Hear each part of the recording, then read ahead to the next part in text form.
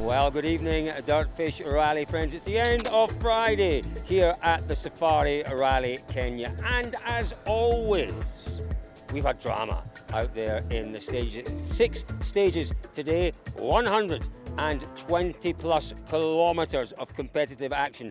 And yeah, there were winners, as always, and there were losers. Let's talk about the winners first, shall we? The man who absolutely dominated proceedings out there today was Kalle Rovanperä. It was a disastrous return to the championship for him in Sweden, but he's put it right on day one here in Kenya. He really was superb out there, winning stage after stage after stage. He got into that car, wasn't quite to his liking this morning, but he made the most of it. He pushed on, he built a lead. His lead at the end of 7 stages, at the end of day one, is just under a minute. This is what he told us just a few moments ago. I felt the afternoon I could, let's say, manage to pace quite well. I felt quite happy pushing hard when it was, let's say, clear and good condition and taking care on the rough places. I felt I took, let's say, good care of the tires in the car, so really happy with the times. If some real big rain or something comes, we know that the gaps can be huge, and even small issues, let's say, you can lose a lot of time. So I wouldn't say that even almost 1 minute is not much in this rally. Anything can happen, so I just try to keep on working the same way, and maybe after tomorrow we can see where we are.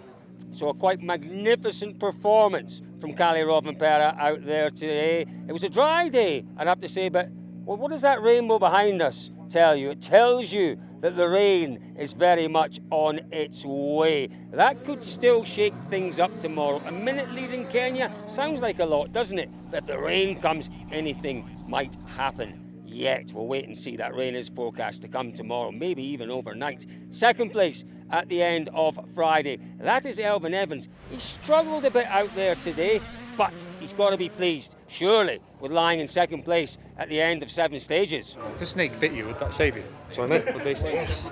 Would they? Yeah, no, but what it stops is the scorpions going down there. Is it? And the ants. And, you know, those horrible thorns that go and stops them as well.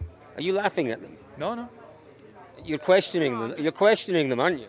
Well, you wouldn't wear them by choice, would you? Unless they served a purpose. I wore these for 3 weeks in the Dakar. I loved them. You know, you're never happy unless the speed is really right there at the sharp end. Of course, it was much better in the afternoon than where we were this morning.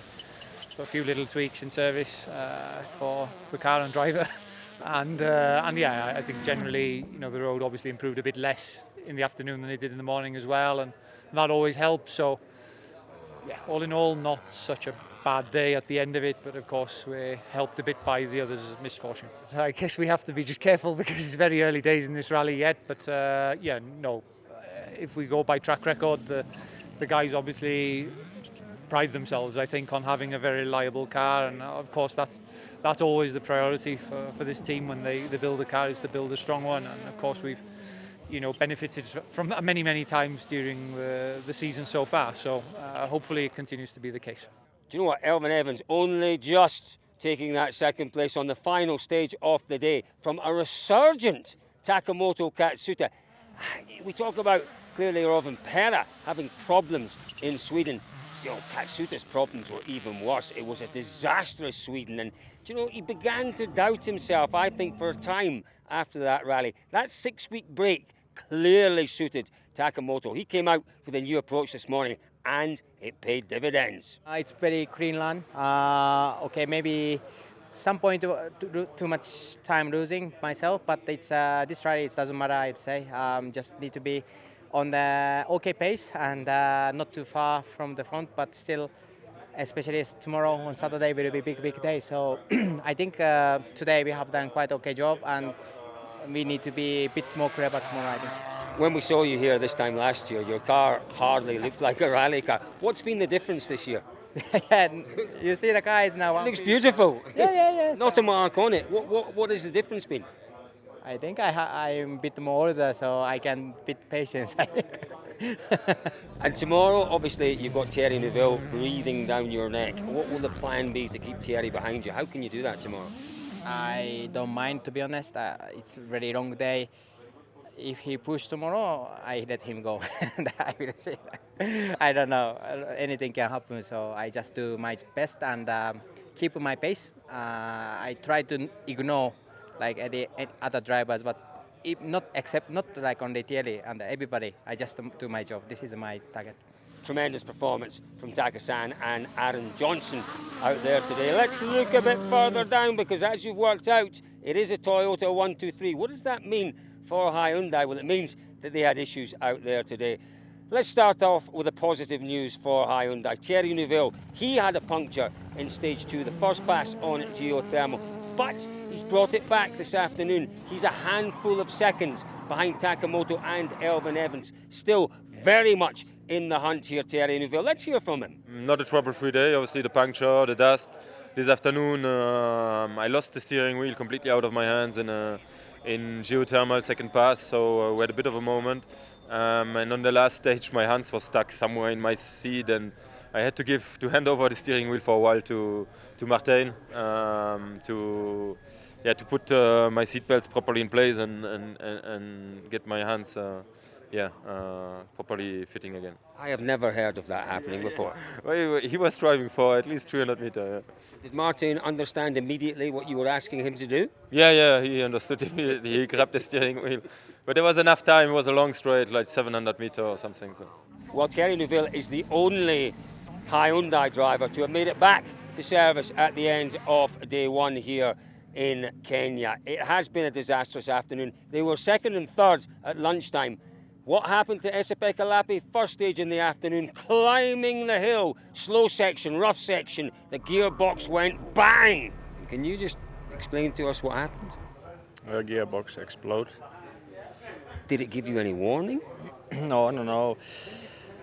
It's, some acceleration out of the junction or tighter corner. It went to four-wheel drive, and then we carried on like, I don't know, maybe 1 kilometer with the front-wheel drive, and then I missed completely all the gears. So, I couldn't climb the hill anymore. Most unusual, that gearbox failure for Esa-Pekka Lappi. Should Thierry Neuville perhaps be concerned about his gearbox? Well, we thought we'd speak to the technical director, to FX de Maison, to find out. And this is what he told us. We knew that the transmission is a weak point of this car. It's not been developed and validated, tested properly. So, and with the current rules, we could. Last year it was the prop shaft, which was the fuse, but we moved the fuse a bit far away, and now it's the transmission. So the thing is, with the current rules and the number of jokers, we're a bit stuck. That's the situation. We tried to do a new car, but that's been killed by some of the, let's say, rules which have been put in place here and there. But that's. Should Thierry Neuville be worried about his gearbox? Yes, for sure. We are in a difficult situation. We try to solve this issue by doing a new car, which has been killed by all our competitors, and we are stuck in the situation where we can't do anything. So it's a bit frustrating. And that's why maybe I'm so honest and open. Wow, that really is not what Thierry Neuville wants to hear at the end of today. Difficult situation for him. He wants to catch those two Toyotas in front of him, but he's got to look after that gearbox. What will happen out there tomorrow with Neuville? We'll wait and we will see. What about our third Hyundai, Tanak? Well, geothermal. It was a stage that put paid to Thierry Neuville last year. It was a stage where Neuville had a puncture this morning. It is a stage that claimed Tanak this afternoon. Big rock in the line, smashed his car into that rock, and sadly it was all over for Tanak. Desperately disappointing. He has had absolutely no luck on this event. George Donaldson caught up with him in the Dirtfish car somewhere around the geothermal stage. There was no cut in this place. Basically, it's things which you can probably expect in Safari. It was just a huge rock probably out from the ground from the previous car, and it was not a small one, was really huge. So, and obviously in a blind corner and medium fast as well.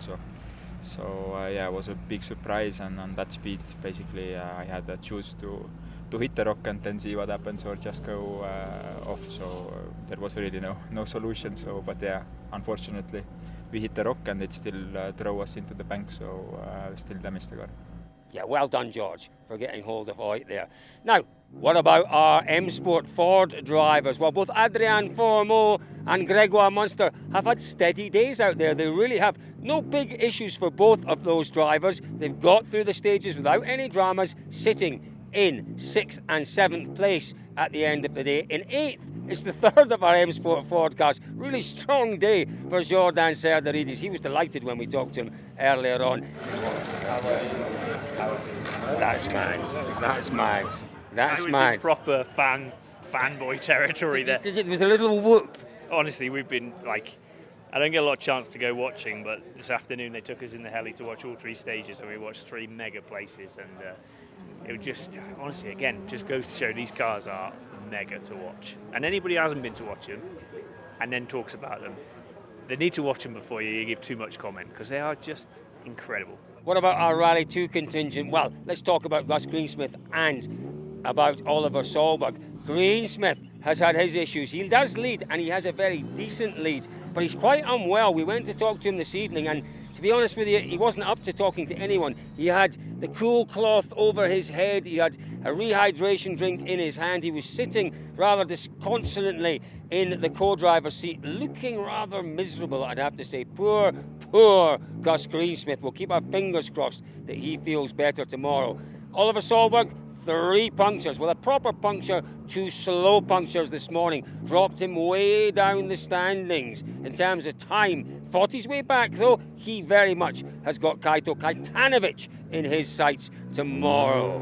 Well, it's been a fascinating day, hasn't it, out here in Kenya today. Day 1, whew, plenty to talk about. What about day 2? 6 more stages to come, 161 kilometres. A longer day tomorrow. Clouds are getting darker. Rain is very much on its way. I can't wait. I don't know why. It's about the only rally we come to and we want to see the rains. Who'll cope best? Stick with us at dirtfish.com to find out. But to follow everything live tomorrow, or to recap on what's happened today and during the course of tomorrow, ping that button. That'll take you straight through to the Dirtfish Live Centre. Videos, photographs, comment, audio, all sorts of information to keep you up to date with what's going on here in Naivasha in Kenya. Folks, thank you very much for joining us today. I, as always, have enjoyed the opening day proper of the Safari Rally. Plenty more to come tomorrow, folks. We'll see you then.